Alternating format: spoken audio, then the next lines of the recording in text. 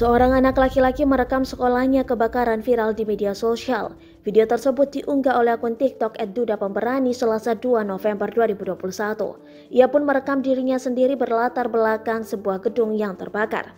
Wajahnya begitu santai dan sesekali menengok ke gedung sekolah yang terbakar. Pada video juga diberikan sebuah backsound lagu viral.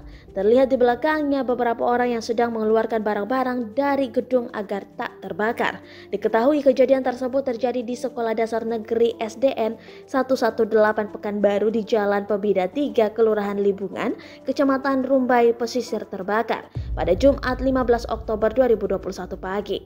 Dilansir dari Tribun Pekanbaru, tak ada korban jiwa dalam peristiwa tersebut. Hanya bangunan sekolah ludes dilahap si jago merah.